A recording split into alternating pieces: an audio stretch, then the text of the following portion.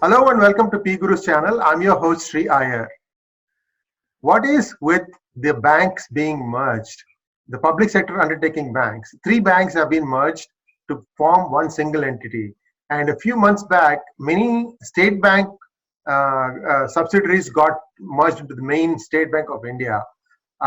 We reach out to our finance expert, Professor R. Vaidyanathan, formerly of IIM Bangalore.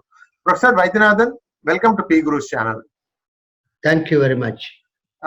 Sir, last week, the government merged three public sector undertakings banks.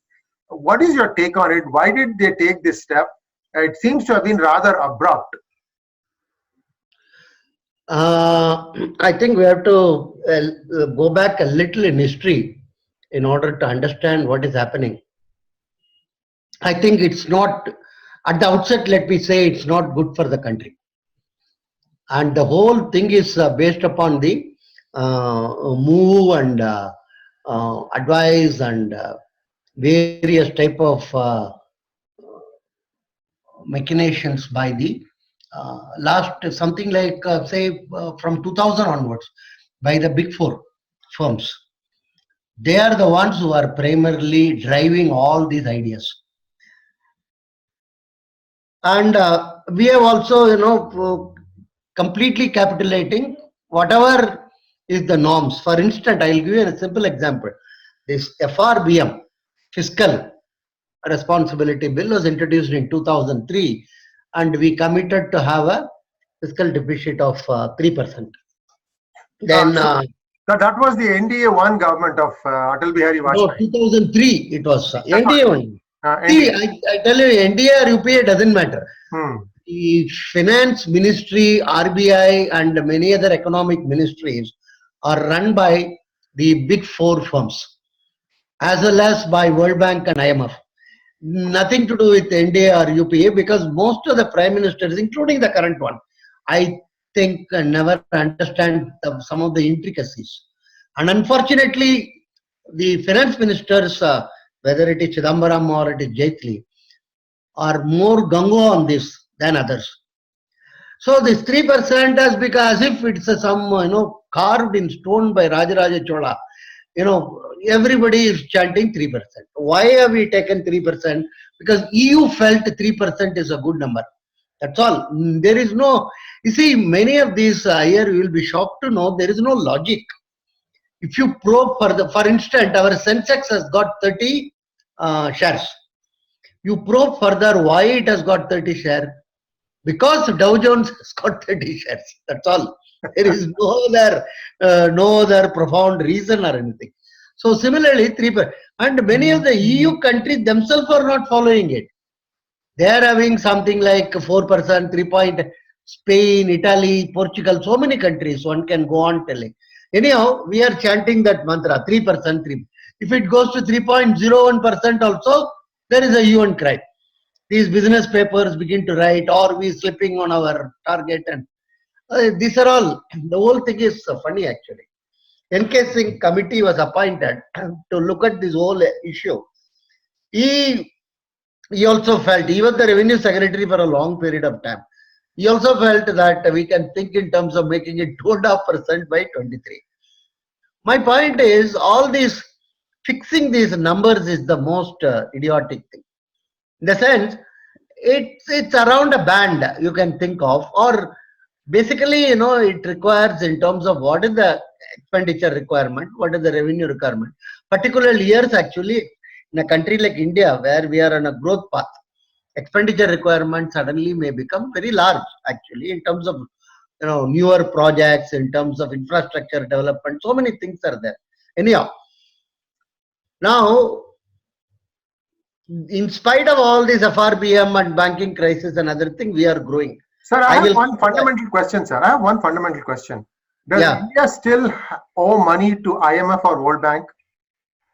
We don't have much owing at all. Actually, we are more or less repaying most of it. And we are actually providing large amount of aid for many of the African and Asian countries. Actually, this decision was taken long time before.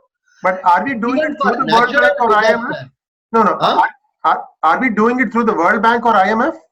Yeah, but that is a very as part of our membership, and it's a very what you may loosely call a normal and nominal amount only. Okay. Nothing of a crisis or anything like that. And we have a huge forex reserve. I think you are aware of it. Massive amount of forex reserves we have accumulated, going into some 300 billion, or we were talking at one point of time at 20 billion. We are far in terms of something like 50 billion seems to have invested in dollar. Right. So denominated currencies. Yeah. I'm sorry. We are at $400 billion. The concern is that the outflow has suddenly increased because of two reasons. The rupee is getting weaker against the dollar, and the crude prices are going up. These are the two reasons why the outflow has increased a little bit. That's okay, but primarily our forex has been strengthening for a long period of time, something like 10 decades actually. We have been accumulating substantial amount of forex reserves. Now the point I want to stress is the banking crisis is, let me put the word, harshest possible word, is artificially created in India. Not a genuine type of a crisis. And to create large banks, it's the most idiotic thing. What we require is very small banks. We require Kumbhakonam City Union Bank or TJBS in Pune, Nasik area. Like that, there are large number of small banks which are doing well, because these small banks have much more knowledge about their customers, knowledge about the local market, ability to have low amount of NPA. All these things are very important. Not very, and by creating huge banks, which are paper based in terms of their decision making. We never had paper based decision making. We always had human based decision making. Now all these, see Basil, no, we have surrendered our, many of the countries are not members of the Basil committee, or not 70 or so, many of them are not following Basil now. But we are what you call literally thirsting it on the throats of these banks. First to start with the Basel norm 1, we told credit thing, weighted average rate should be 8. Where from they got that 8%, nobody knows, because it was evolved in the European system. So we also told the capital requirement should be 8%. Everybody jumped. All banks were told you must bring it to 8%. Then Basel norm 2. Then your credit risk is so much, your quantity and quality, market, operational. All these are what I would rather say mechanically imposed. The reason, let me be very blunt, is our economic ministries, finance ministry, are driven by foreign experts who don't have any clue to the functioning of the Indian economy. But you may be wondering, are we not growing? Yes, we are growing, not due to the government, it is in spite of the government. Let's be very clear about it. We are growing in spite of the government because our saving rate is phenomenal. Household saving rate, and huge amount, 60-65% goes to bank only. We are a bank-based saving economy. And the second is, even today, our external, what one can call sector, doesn't play such a critical role like Taiwan or Thailand or South Korea or something. Our external sector may be maximum 15-20% only, not more than that.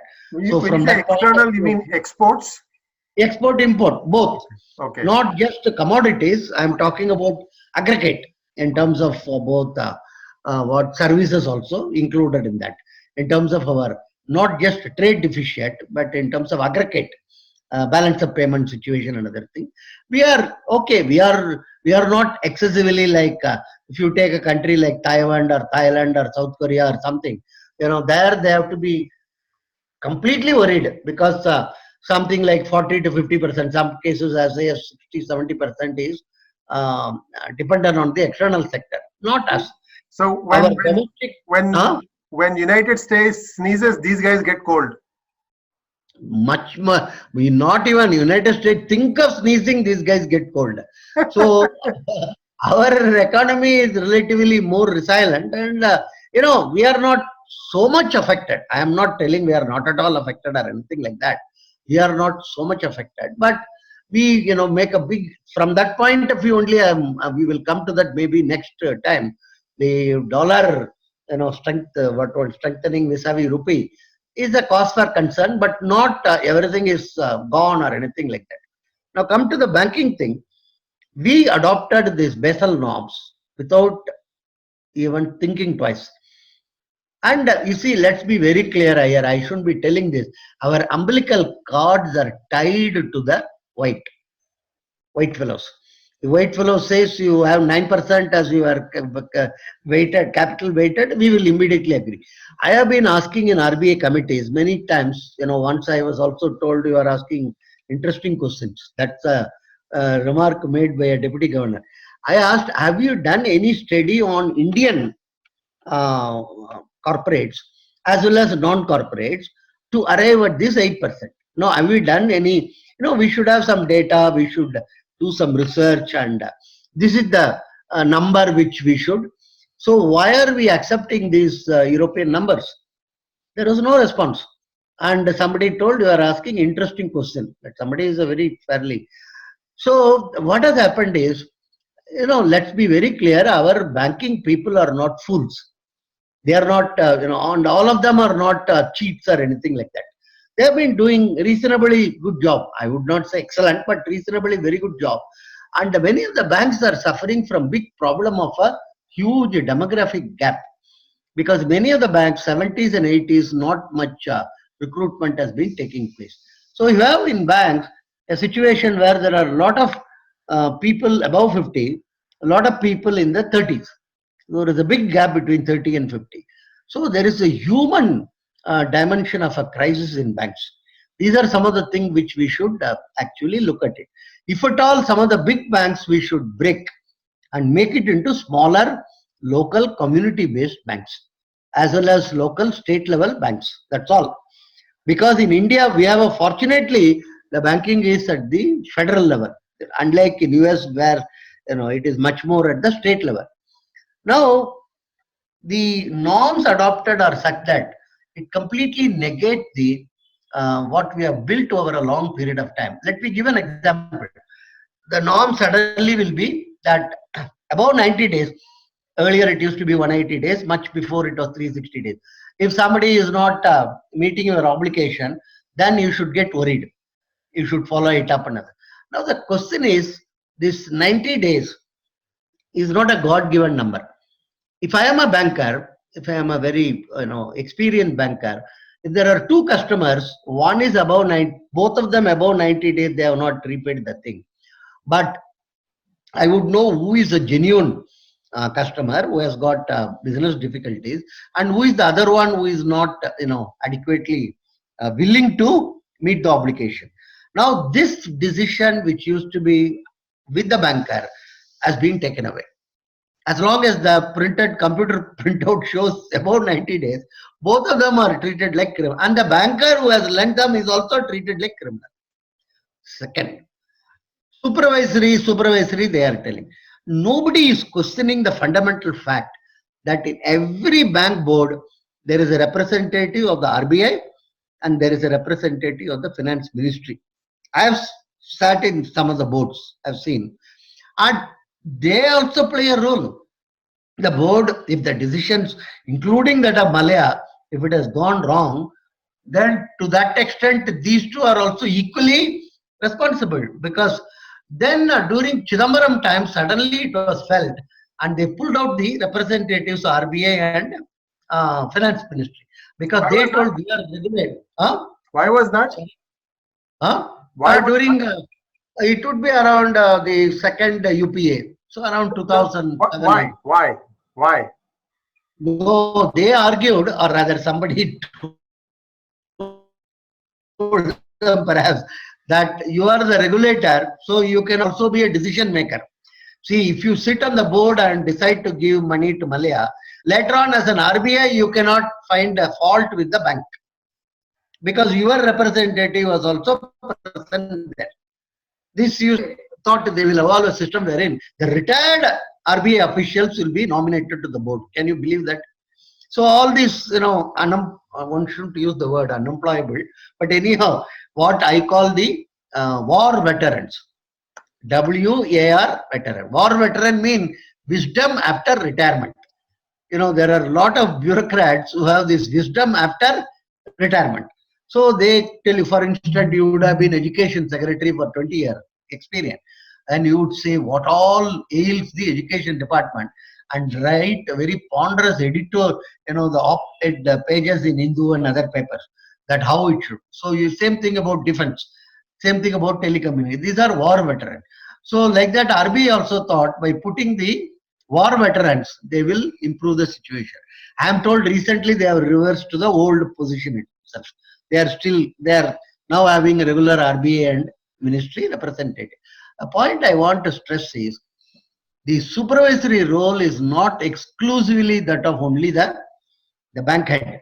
It has also got something to do with the, and not all of it, not all of it is malicious, or I am also not sure about many of these current controversies about some of the borrowers and other. Given adequate time, they would have met the obligation, but we have made a hue and cry about it. We have made a thing, and so, and immediately, if you don't repay to the bank, you are treated like a criminal. This whole idea of the Nehruvian socialism was to treat every businessman as a criminal. He used to say that hang the Marwari in the nearest lamppost. That used to be, and unfortunately, the great grandson is trying to follow the same principle, which is a very dangerous one. Not all businessmen are, they do their businesses, and I would rather say maybe some 4 to 5% maybe the gullible lot another. And among SME, again, the banking system, you find that relatively less amount of NPA among SMEs compared to others. But so by SMEs, you mean small and medium enterprises? Yes, small and medium enterprises. And actually, the common perception is small fellows are all, getting away with murder. Not true. Small fellows are actually very, very God-fearing, as well as law-fearing. And they go and return the. I have got a lot of loans for vegetable vendor or istriwalas and flower vendors and these categories of people. All of them have promptly repaid it. Actually, the bigger fellows are the ones who are. I would also leak you a secret. Among the educational NPA, some of the major categories are IIT IIM students. So it is a better off segment which behaves worse off in India.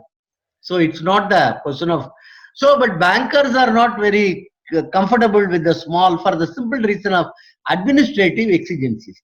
It's much bothersome to lend to some 3,000 people, monitor them. Now, of course, technology will help them, but monitor and collect another thing compared to lending it to one big fellow and losing it, perhaps. So this is the the banker's attitude. The point I want to stress is the small fellows are not facilitated by this process at all. In spite of all they talk, is Mudra another thing. This whole Mudra bank was sabotaged by RBI and Finance Ministry. If you ask me, two major culprits in India for the entire banking sector's woes, it is RBI and Finance Ministry.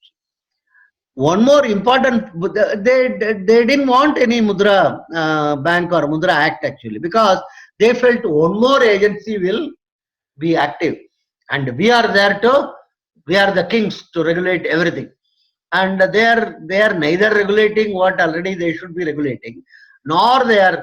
And net what happened is the amount of loans which are given to the small fellows, what I call the partnership proprietorship firm, India unincorporated, has actually declined.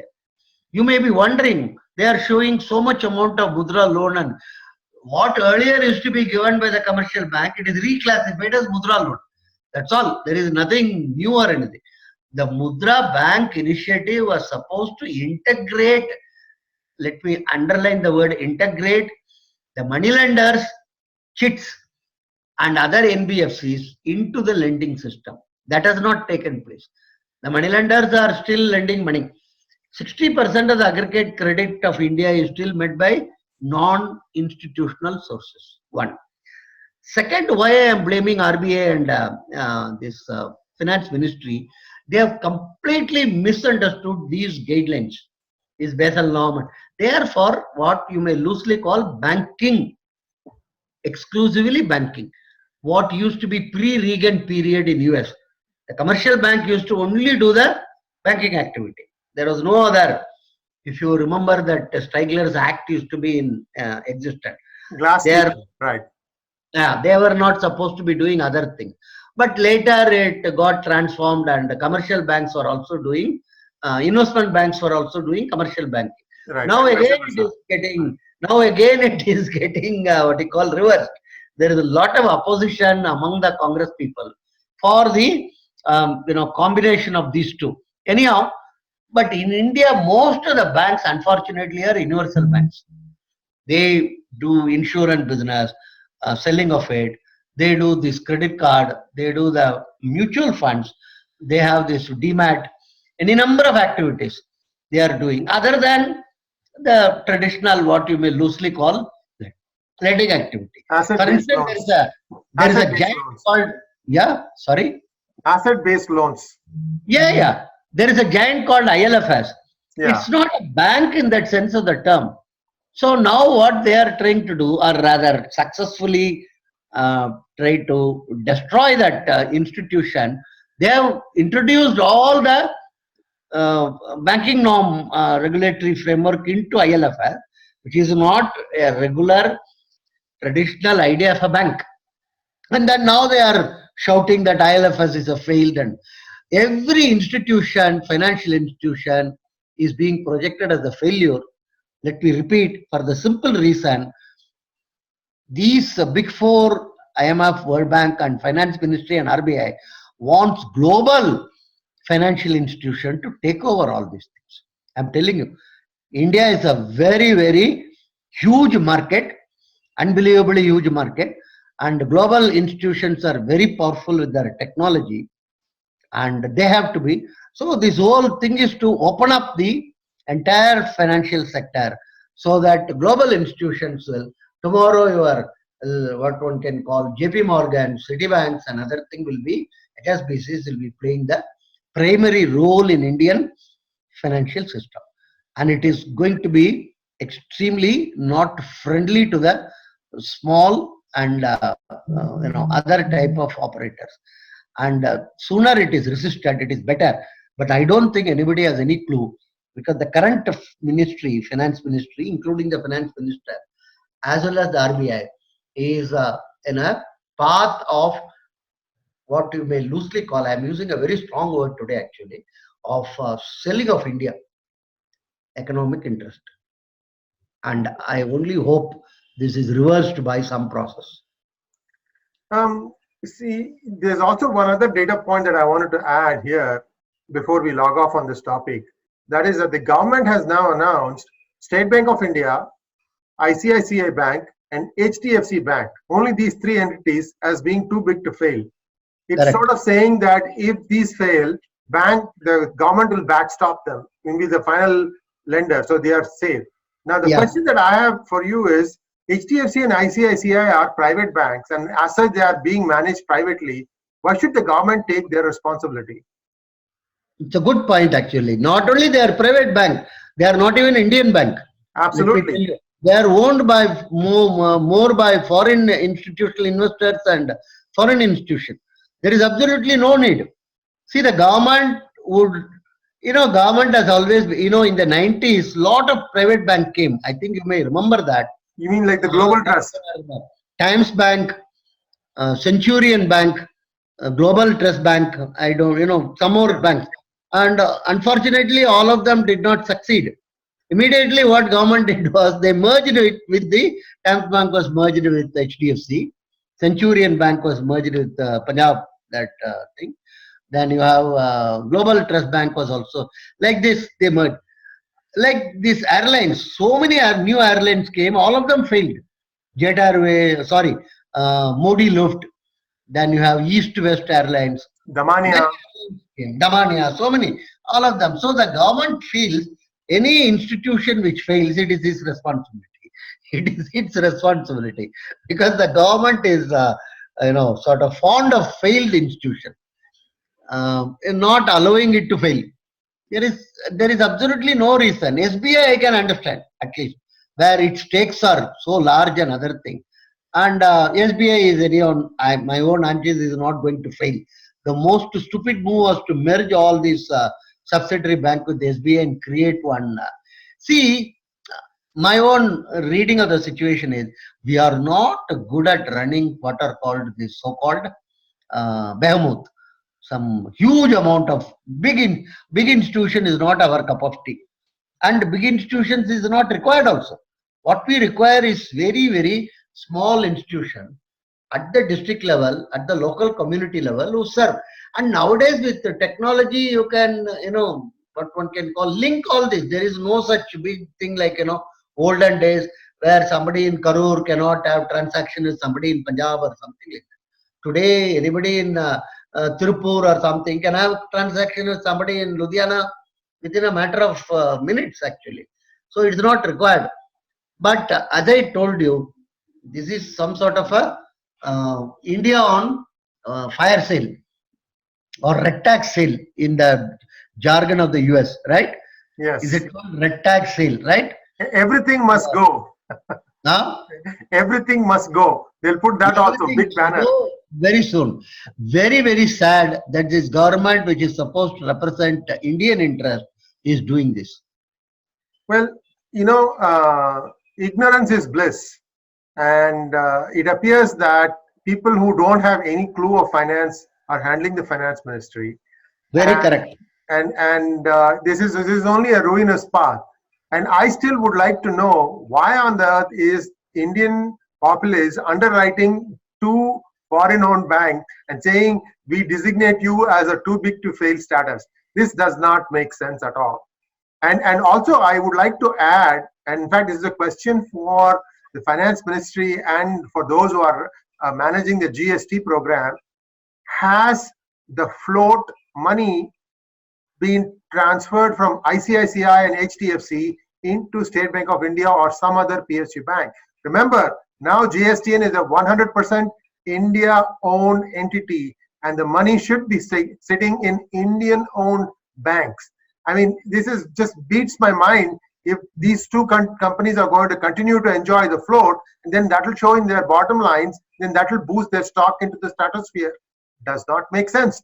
Once you have decided that they are going to be Indian entities, they should be here. So I'd like that clarification. I hope that somebody in finance ministry takes a look at this video and answers this question via a tweet.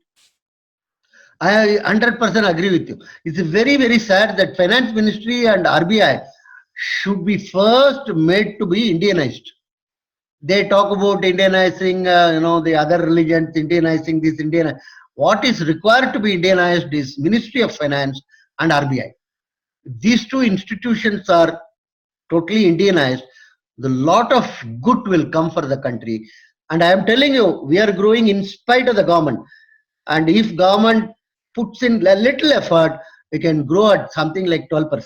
That is our natural route of growth, or natural growth is something like 12%. Take my word for it. So the advice to the government, step aside, people know what they're doing, be Indian and become Indian. Thank you very much, Professor Arvi.